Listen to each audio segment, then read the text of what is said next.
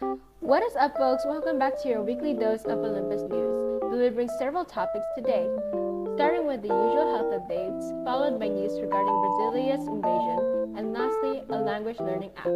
Be sure to check out our Instagram page at Olympus_ID and YouTube channel Olympus. Without further ado, let us get on to the health update. In New Zealand, a new Omicron subvariant dubbed as Kraken XBB.1.5 has been identified for the first time, according to the Ministry of Health. Fortunately, most Omicron variants have not demonstrated a change in severity of the disease, and there is no evidence at this stage to indicate Kraken causes more severe disease compared to other variants. The World Health Organization, or WHO, has labeled the strain as the most transmissible subvariant that has been detected yet, and has been detected in Australia, the UK, and several European countries. According to the US Centers for Disease Control and Prevention, or CDC, more than 40% of the country's infections have been caused by XBB.1.5. Last week, NSW Health also confirmed that the new strain had been detected in small numbers across the state.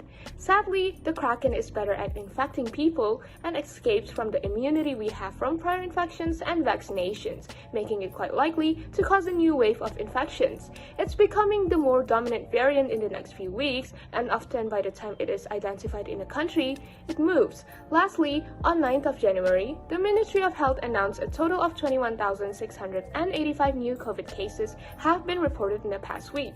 More than a third of the cases were reinfections, and there were 53 deaths reported.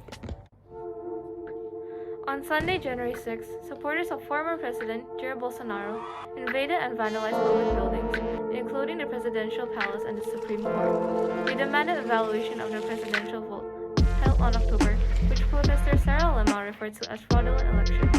As a result, security forces used tear gas, stun grenades, and water cannons to fight back rioters who ran rampage through the halls of power in Brasilia until they were finally subdued.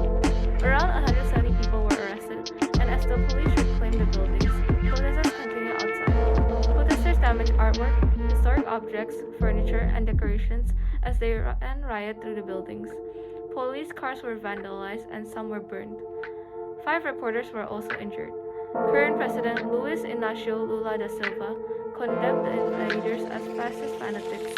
Lula, who was in the southeastern city of Araraquara, visiting a region hit by severe floods, signed a decree declaring a federal intervention in Brasilia, giving his government special powers over the local police force to restore law and order in the capital.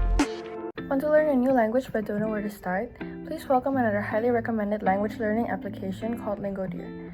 Unlike Duolingo, Lingodeer is a paid application, but this just secures a better learning system than other free apps. It has a wide range of languages consisting of Chinese, French, German, Korean, Japanese, Portuguese, Russian, Spanish, Vietnamese, and many more. What makes Lingodeer different from other language learning apps is that it separates courses into different topics like food, family, number, and etc., and starts building your vocabulary in these topics step by step. For every language, Lingodeer teaches alphabet with a far more in-depth pronunciation and vocabulary, with a variation of words that you can click on to help with your pronunciation. Lingodeer also intends to differentiate between languages for a more subtle input. For example, the Spanish and Chinese courses taught differently foods depending on the language to make the lessons more culturally relevant. Aside from that, there are many other helpful functions that act as stages of exercises that become more complicated through each course. These lessons include matching pictures with words, listening, speaking, multiple choice questions, filling in the blank, arranging sentences in order, writing sentences, and more. If you plan on learning a new language for any purpose, Lingodeer is indeed the most suitable app for you.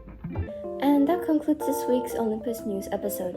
We hope you enjoyed it, and don't forget to subscribe to our YouTube at Olympus and our Instagram at Olympus_ID. Please stay safe and healthy, and enjoy the rest of your day. Olympus out.